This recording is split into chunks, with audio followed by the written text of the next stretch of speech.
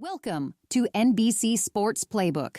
Please welcome to the stage Jon Miller, NBC Sports President of Acquisitions and Partnerships, and John Orend, sports correspondent from Puck.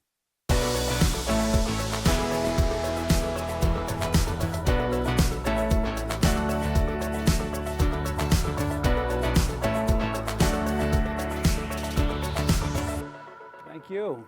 Thank you. Great to be here. Good to be here with you. Before we get started with Jon Miller, somebody who I've been covering since I got started in the business, I want to run a quick video just to give people a real snapshot about what NBC is and how NBC is really approaching the sports market. Our country loves sports, and it brings us together unlike anything else. They not like us. They not like us. The United States takes the goal. Let me break it down for you. Goes to the end zone for a touchdown. Do my stuff. Gonna take it and make it. Let me break it down for you.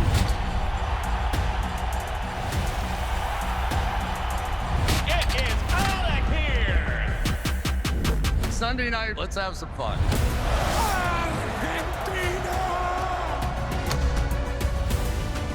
They not like us. Another epic championship. Three-ball bottom. Hey, run for your life. NBA, NBC, this Snoop Deal Double G. They not like us.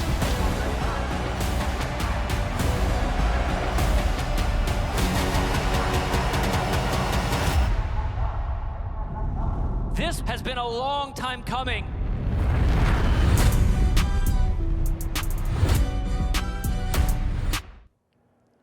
That's great. That gets you pumped up, doesn't it? You know, you take a look at that, you realize, wow, we've got a lot of work ahead of us. So. A lot of work that you already have done. Yeah. Jon Miller is a president of acquisitions at NBC Sports, has been with NBC for close to 50 years, close to 5 decades. And what I like about talking to Jon is that, you know, when he started in the business, there was some cable. Actually, he started before ESPN even launched. That's right. So to say cable was in its infancy, it was almost in utero of sorts. So you saw the rise of cable, you saw the rise of regional sports networks. We've seen, you know, cord cutting happen and the rise of streaming. The video that we just showed, 51 Sunday nights, you're going to have sports on broadcast. That's right. It feels to me, and I know that you're an evangelist about broadcast television, it does feel that broadcast is having a moment, broadcast TV. I think it's definitely having a moment. I don't think we really went anywhere. A lot of people wrote our obituaries. That would be me. Which happens quite often, and I'm kind of used to that. But I think broadcast is quite honestly stronger and more important than ever. And I think our partners realize that. As you mentioned, we will have 51 of 52 Sunday nights. We'll have live sports programming on NBC, on broadcast. We go from Sunday Night Football, which is the #1 show in television, and has been for the past 15 years, and I don't see that stopping anytime soon, right into the NBA regular season and playoffs. And when the NBA conference finals end in mid-May, we'll pick up with our new Major League Baseball package, which will take us all the way through the September, when we'll resume with Sunday Night Football. So we're very excited. We think it's really important that broadcast television be recognized for how it delivers audiences, for how the quality of production is important to the partners, and we like the hand that we've been dealt. Jon, we're here in Las Vegas. We're speaking at the National Association of Broadcasters convention. And if you pick up any trade, you're reading about the streamers, the deep pockets of the streamers, trillion-dollar companies. How is this competition for NBC different than it was, say, with the rise of cable? Well, I mean, do you feel like you've been here before? we have been here before, and and as I said, a lot of people have kind of written us off, which I think is always a mistake.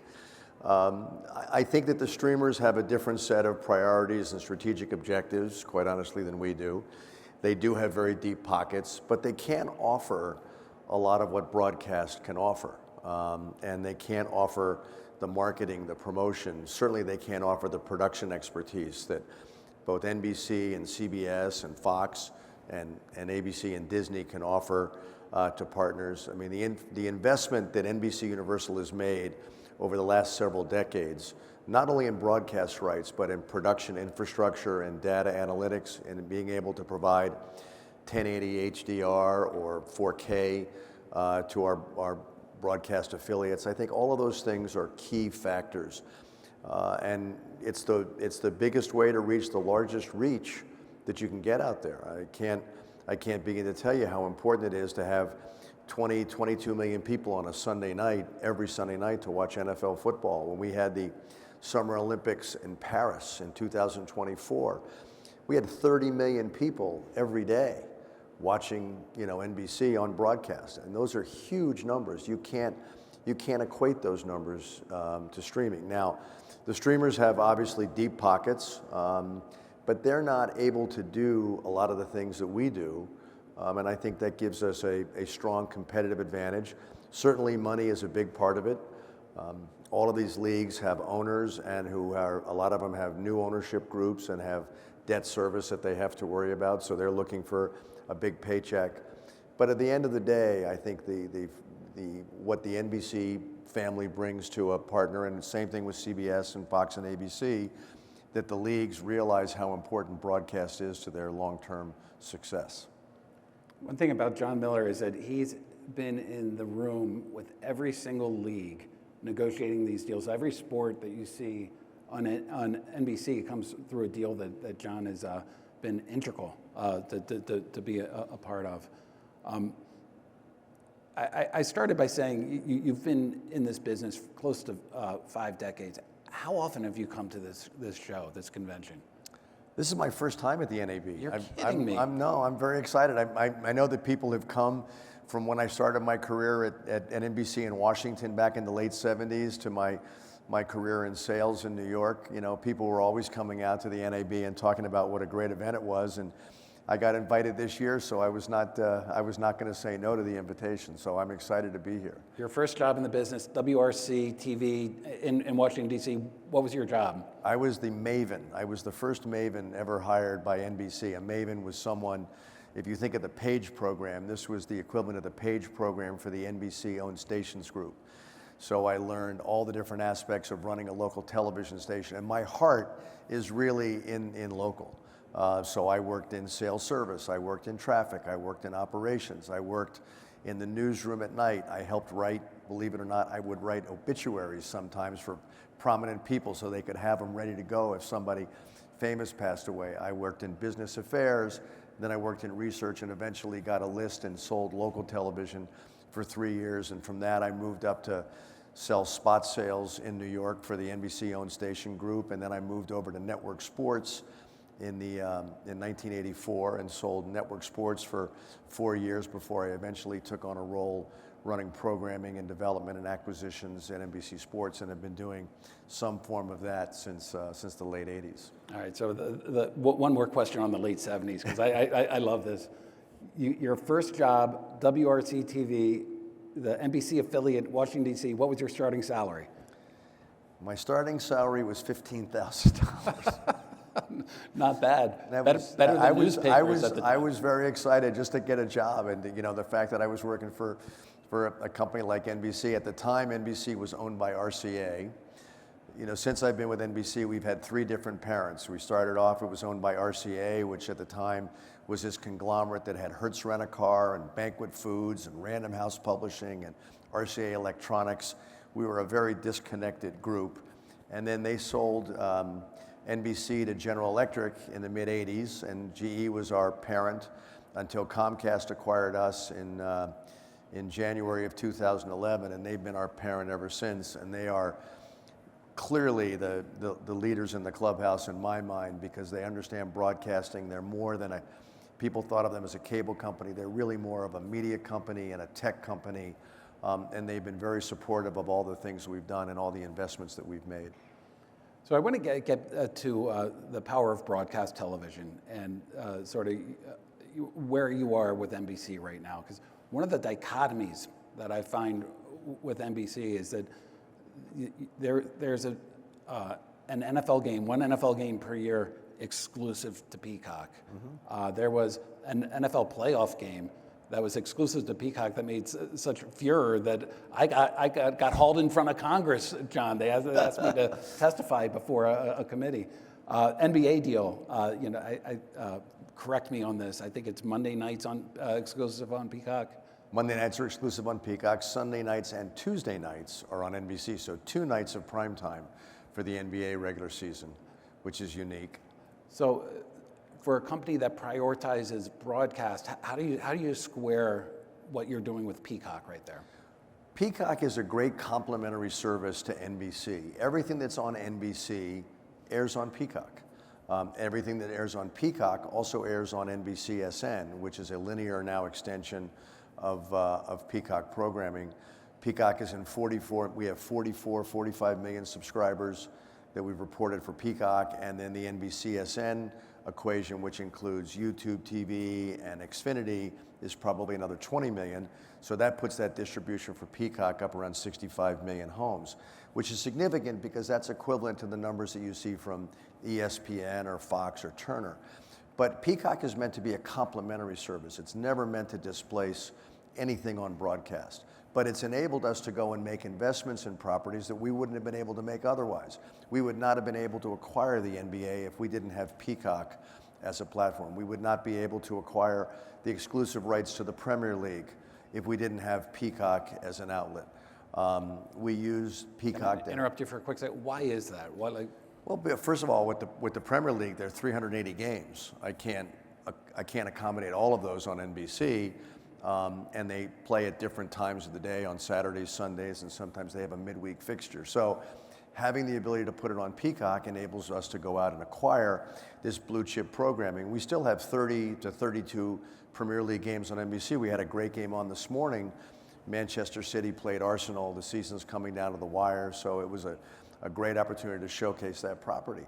But we've also used Peacock to help us acquire the Big Ten. We created a program called Big Ten Saturday Night. So from September, from basically Labor Day all the way through Thanksgiving, we'll have a Big Ten football game on Saturday night.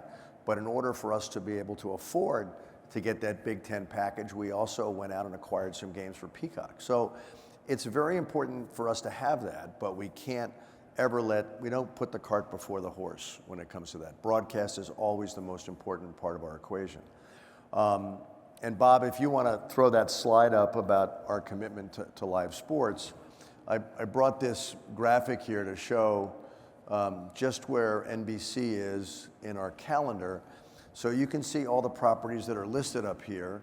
These are all, for the most part, broadcast properties, and we have long-term deals with these properties that you can see. We've got, the NBA, the WNBA, and the Olympics all the way out till 2036.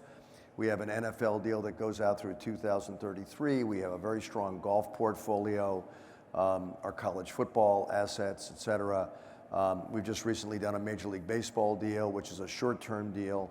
But we have a big commitment to big event sports, and we produce them and market them and promote them in a way that we think is important to those partners, and they recognize that. I have noticed that when you talk about your commitments, you're talking about big event sports. You've said big event sports. It's part of the slide there. I know what big events are, obviously, but what do you mean by that in terms of a strategy? I'm talking about properties that really aggregate large audiences. So NFL Sunday Night Football, 20 to 22 million viewers. Big Ten Saturday night, we can get anywhere from 5 to 7 million viewers. Same thing with Notre Dame football. The NBA has delivered, where our ratings are dramatically up for the NBA from where they were when they were on cable. We ran a baseball game last week because the NBA wasn't playing on Sunday night, so we brought a game out there. We did huge numbers with that. And so that's what I'm talking about. I'm talking about, big aggregated numbers that advertisers and sponsors are looking for, which really help fund these acquisitions. I actually want to go back to the very beginning of our conversation here. 51 of 52 Sundays in the year is going to be sports. What's with that one? Why not 52? So I get this question all the time. We don't put on sports programming on the nights of the AFC and NFC championship games because we don't have those games. So either CBS or Fox will have the AFC or NFC championship game on that Sunday night. That game goes till 10 o'clock. We're not going to program, we're not going to program sports against that. So that's the one night of the year that we won't have sports programming on NBC right now. But what's interesting, Johnny, you bring up a good point, 51 of 52 nights. So we've always had this 20 to 22 week NFL schedule that went from September through the playoffs in January. But the NBA games that we're putting on Sunday nights now from January through May, and the Major League Baseball package that we're putting on from mid-May all the way through Labor Day, all of those games that we've put on NBC, those games used to be on cable. So for the past 24 years, all those NBA games that we've now moved to NBC were not on broadcast. And all those Sunday night baseball games were part of the ESPN Sunday Night Baseball package. So all of those games have now come to broadcast television and are available to all of our affiliates and to viewers, free of charge. Let me ask you one more quick question also about NBCSN. This is a sports channel that NBC launched within the past couple of months. Mm-hmm. I am a relatively new and very happy YouTube TV subscriber, and so I get NBCSN. I can't imagine ever subscribing to Peacock because I get well, it. Peacock has other things other than just sports. They do? Oh yeah, they've got entertainment programming, they've got movies, they've got great library programming. Actually, my daughter always talks about Love Island. Well, when I gave up the Peacock subscription, she was the one that was angriest at me. You can watch Traders. I mean, it's got some really good entertainment content. But from the sports perspective, the genesis of this, Peacock was a subscription service. We had 44 million folks, and the folks at YouTube reached out and said, we see that you have a lot of premium sports product on Peacock that we would like to be able to offer. So they stood up a sports network on YouTube, and then Xfinity followed shortly thereafter. And between YouTube's 11 million homes, and I think Xfinity's probably in 10 million homes, that's another 21 million homes on top of the 44 million Peacock subscribers. So that gives us a real strong base, and I fully expect DirecTV and Charter and some of the other multi-video program distributors to come along as well because they want to be able to offer that. All right, now that I have you all loose, we've been talking for about 15 minutes. I got to talk about the NFL now. I've been spilling gallons of ink this year talking about the NFL media rights deal. The NFL is in negotiations with CBS about renewing its deal. CBS has a change of control provision that allowed the NFL to open that up, and there's been rumors that I've been perpetuating that that the networks are eager to get something done, and the NFL is eager to get something done. Where does NBC stand on the NFL right now? Well, the NFL is obviously a hugely important part of our, ecosystem, and we've been very proud of our relationship with them, and obviously the success speaks for itself. At the right time, when the NFL decides that they want to have a conversation with us, our leadership will sit down with them. I think our record speaks for itself. We put a very strong product out there that they recognize. It's not coincidence that Sunday Night Football has been the #1 show in television. But I don't have a crystal ball. I don't know when the NFL is going to come to us. Yes, they are reportedly in conversations with CBS, which was instigated by the change of control with their new ownership. So we kind of sit back and watch that. But somewhere down the road, I'm sure that our leadership will have conversations and we'll see how it plays out. Part of what I've been writing about this whole deal is there's a lot of tension among, I was going to say smaller, everything's smaller than the NFL, right? But from other rights partners that are trying to now get to go earlier because they're worried that the NFL is going to take too much out of the market. I know you haven't even started negotiations, he said. So I don't want to ask you about the NFL. The actual market itself. Are you seeing leagues and properties trying to move earlier? Well, I think a lot of people probably wanted to get ahead of this, but I think we've got to wait and see. I mean, I don't have a crystal ball. I think that we make decisions, based on what a property will deliver, and we've got a very strong portfolio. In fact, if you want to put up the other slide, Bob, I call this slide the placemat. So like when you were a little kid, you had a placemat with all kinds of other stuff. But it's these are all the properties that make up NBC Sports. So several of these properties' rights will be coming up in the next 12 to 18 months, whether it's the PGA Tour, whether it's the Open Championship. Certainly the Premier League is going to be coming to market, and then there are other properties that we don't have that will be coming to market as well, and we'll engage with all of them at the right time. But I don't really have any idea of how the NFL negotiations will have an effect one way or another on any of those conversations. When you go into these meetings with other properties, and this speaks for the Premier League right now and for baseball, what are you looking for in the baseball deal? It has to be certainly more than just TV viewership or rating. Well, I will tell you, we first met with baseball a couple of years ago when it was clear that their relationship with ESPN was probably going to change. And ESPN had an option to get out of their deal. Baseball also had an option. They had a mutual out that was exercised. And so we quite honestly saw an opportunity to create this 52-week or 51 out of 52-week sports strategy. I'm a big baseball fan. I was at NBC in 1990 when we lost Major League Baseball after it had been at NBC since 1945. And it was very, very difficult to lose baseball because I think baseball is a very sticky sport. I think it develops huge loyalty among its fan base. It's a very strong local product. We have the ability to help build stars and build excitement. I think the leadership at Major League Baseball is really impressive. Rob Manfred and his team have done a spectacular job in the pace of the game. You've got some great young stars out there. And I really thought that Major League Baseball should be on NBC. We have a strong production capability, and so that was important to us. And we were able to go to Major League Baseball and convince them, quite honestly, because there's only 3 years left on the ESPN deal, that while they could have gotten more revenue if they had gone to a streamer, and they were clearly offered significantly more money than we offered, but we felt that if you could sacrifice revenue in exchange for reach, that we could do a lot to really showcase and elevate your brand and your property. The Fox folks do a great job with Major League Baseball. They have the World Series and have done a good job with that. But I felt that we could deliver on a week in, week out basis on Sunday nights a lot of the same elements that we do for Sunday Night Football. We put the same stellar production team led by Sam Flood and his team at the head of it. We've acquired terrific talent.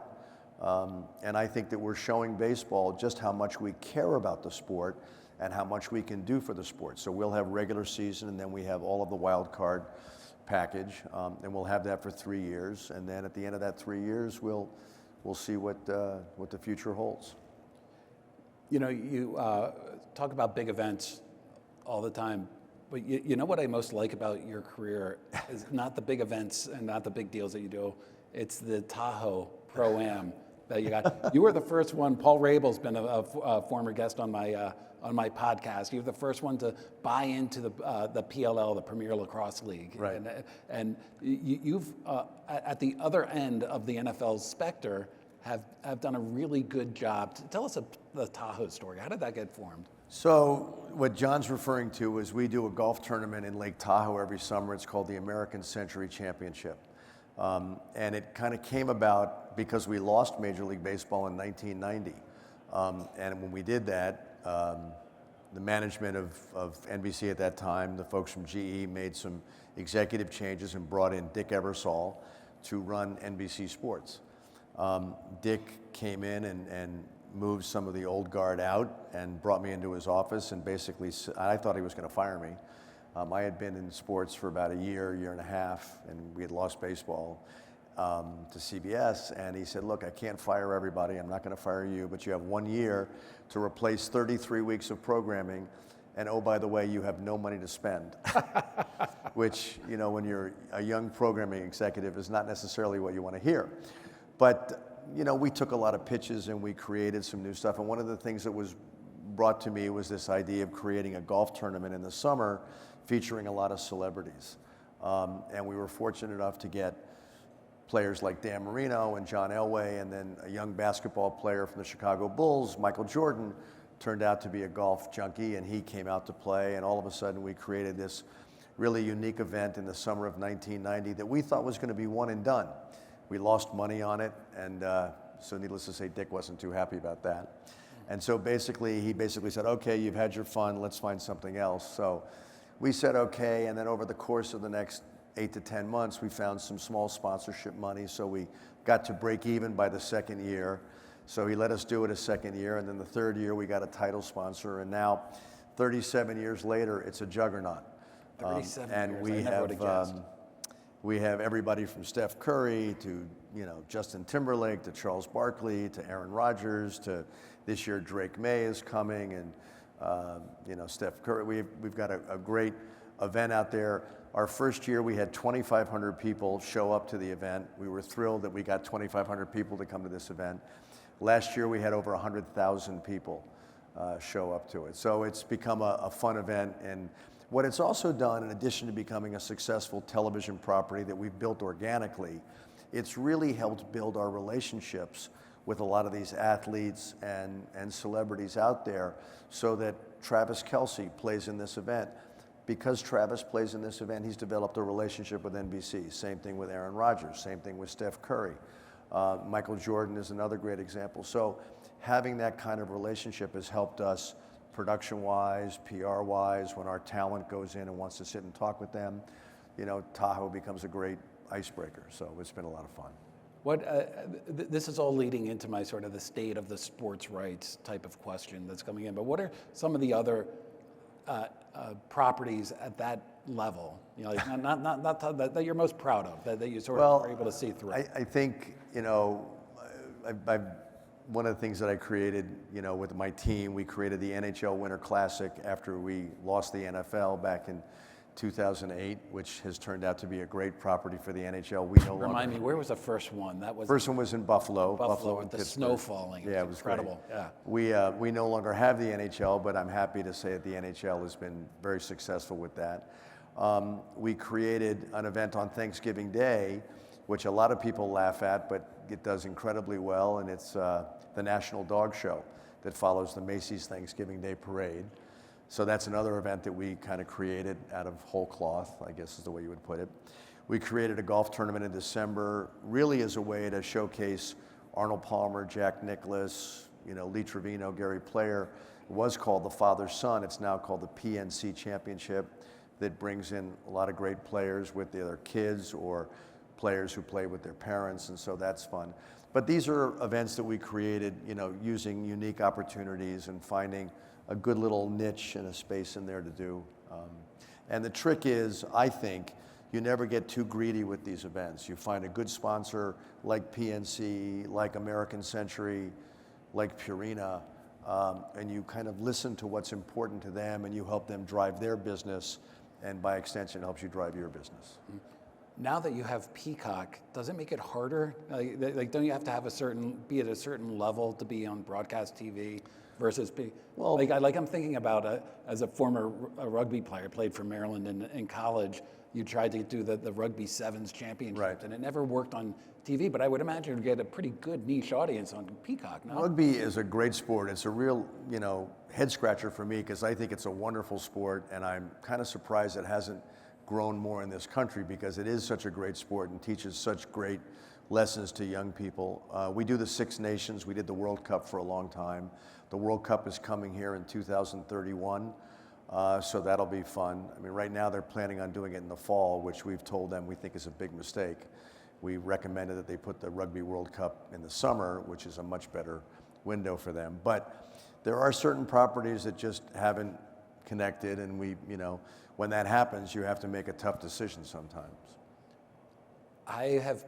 People have been bugging me to write the story about the expanding balloon of the sports right marketplace. It's a bubble. It's gonna pop, and they've been getting on me to write this for about 30 years now. So at what point is it no longer a bubble?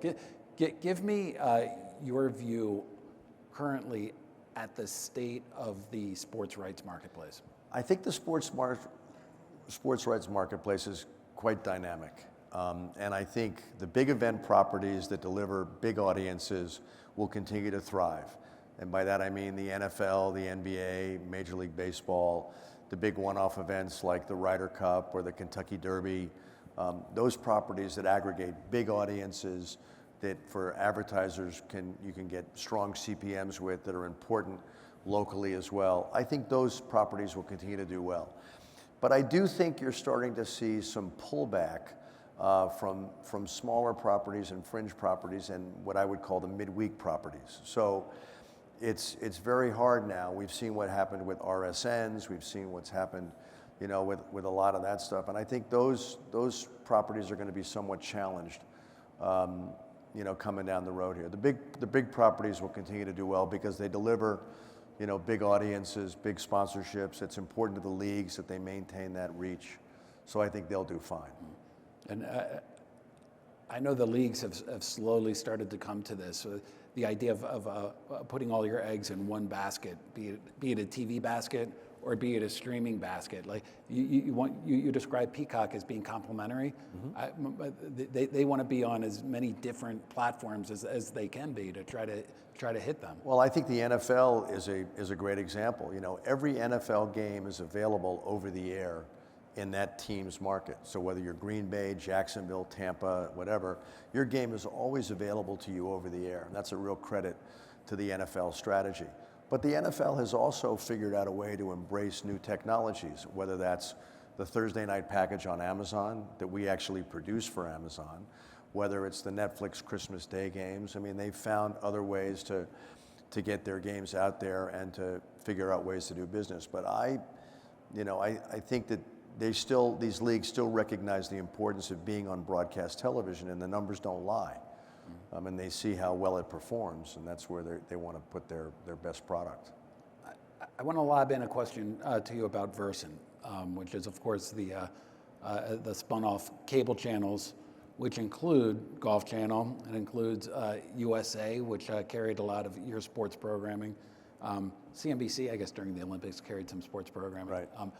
How has that spin-off changed your job? Well, that's one of the great things about having Peacock. So a lot of those properties that might have lived on Golf Channel or USA Network now will have a home on Peacock and NBCSN. So they'll have strong distribution. We still have a very good working relationship with both Golf Channel and USA Network. It's not like we are diametrically opposed. I mean, we share a lot of properties. We share the Premier League, we share the PGA Tour, we share NASCAR.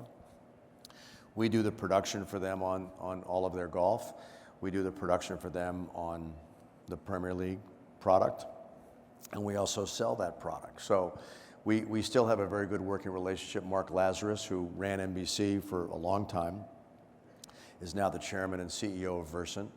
But recognizes the benefits that NBC brings to the table, and we work closely with them. But we are two separate companies, and so when we go out now and make acquisitions, A lot of times where we would have used USA or used Golf Channel, we're now thinking about Peacock as being the outlet for a lot of that programming, along with NBCSN, because we can deliver 65+ million homes.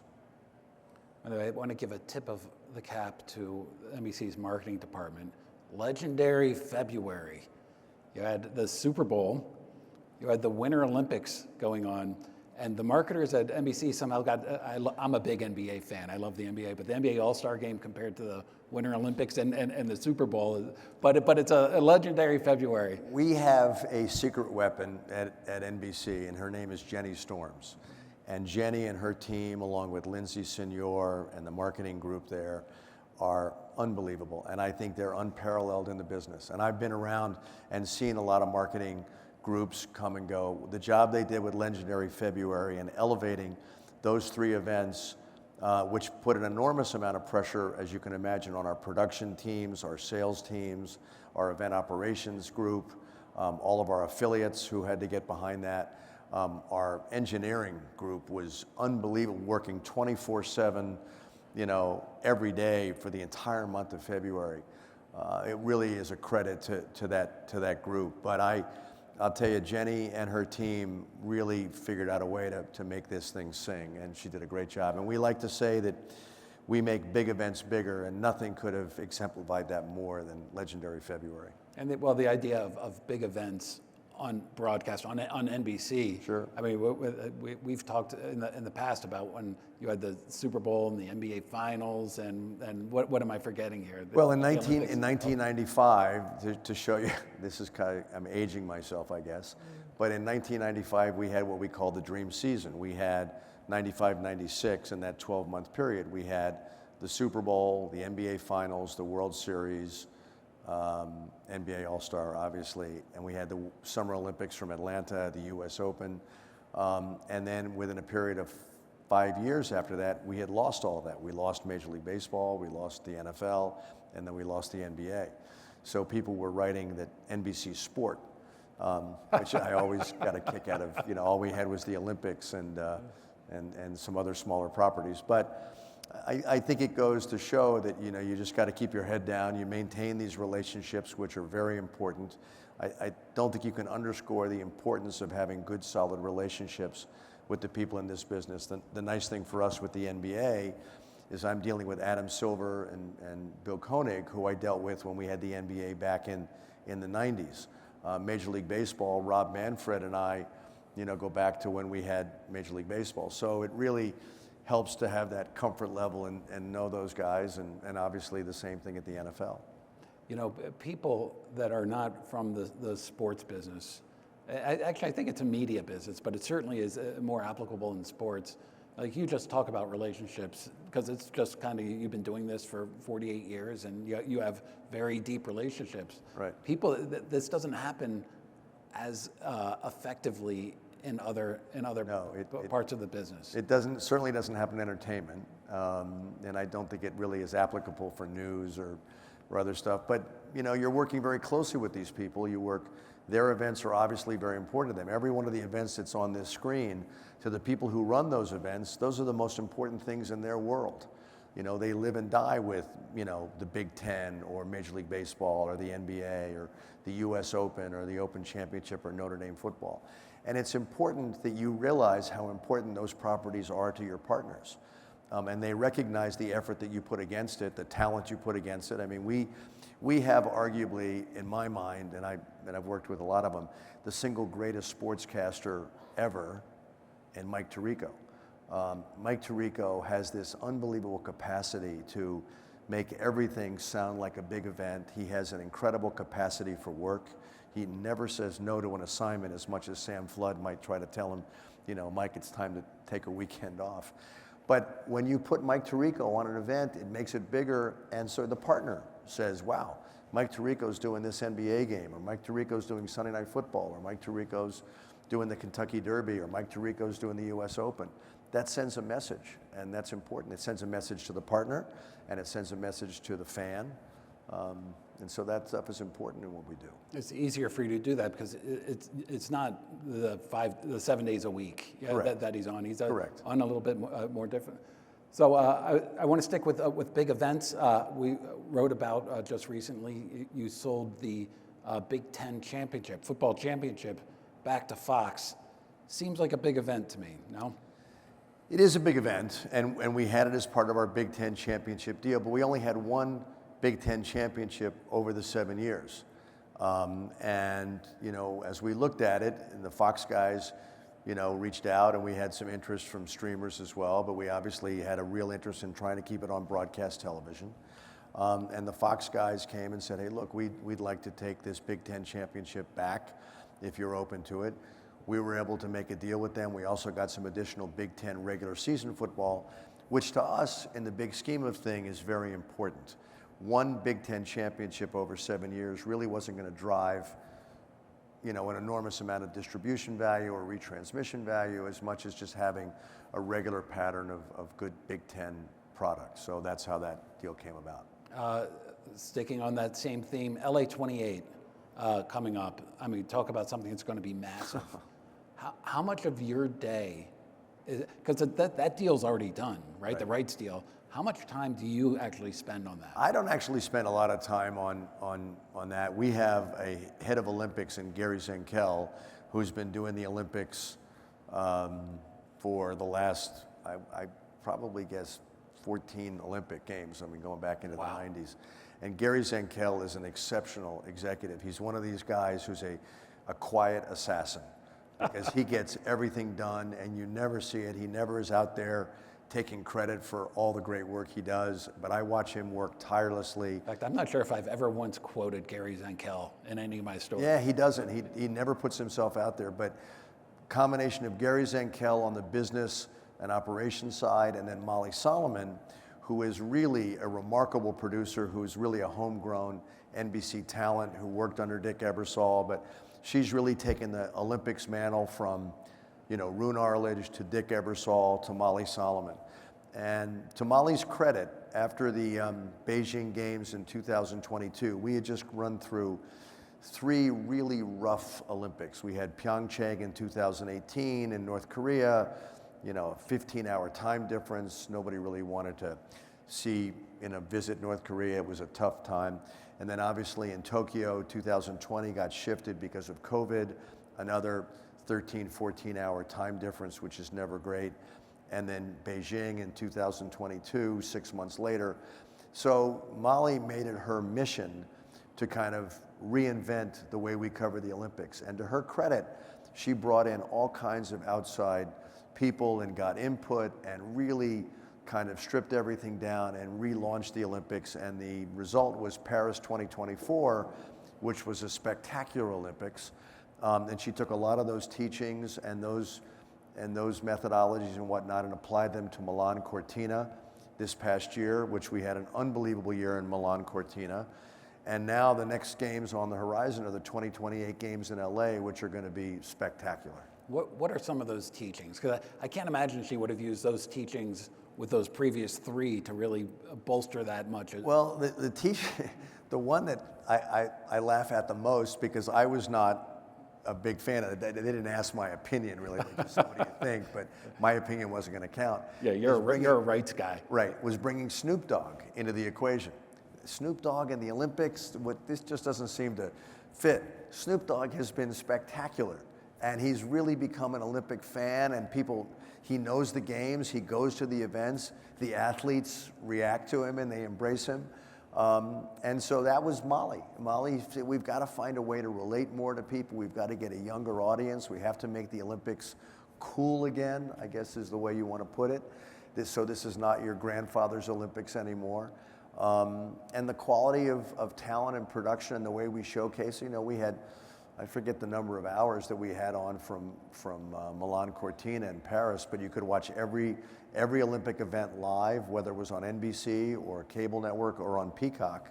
And it's an enormous undertaking, and she's done it better than anybody has ever done it. I mean, as good as Dick was with the Olympics, and I didn't work with Roone Arledge, so I can't really talk to that. We've never put out the kind of product that Molly has put out for our Olympic Games. And Dick also didn't have peacock showing everything. And, That's right. And just the matrix and the maze. Well, the way that she's done talent, you know, we shot a lot of the Olympics, and this is a real credit to Daryl Jefferson and Tim Canary and our engineering group. The majority of our Olympic production came right out of Stanford. We only had 3 talent teams over in Milan Cortina. I think we had hockey, figure skating, and downhill skiing. We had our talent over in Milan and Cortina. Everything else was shot and fed out of Stanford, which is an unbelievable engineering undertaking. I think we had 1,600 to 1,800 people working at our Stanford offices, and we had half of that we traveled over to Italy. And that's the reverse of the way it was, for example, in 2012 in London and 2014 in Sochi. In fact, weren't Molly and Amy Rosenberg in Connecticut as well? Yeah, well, Molly came back and worked out here along with Amy Rosenfeld, and they did spectacular work from here. I mean, we're up 24/7 in the Stanford facility, but that's exactly what they did. I have like 30 more questions for you. Can Okay. you stick around? Jon Miller, thank you very much for taking the time here. Jon Miller, president over at NBC Sports, really taking us through everything that is happening in broadcast, and I appreciate that. Sure thing. Thank you.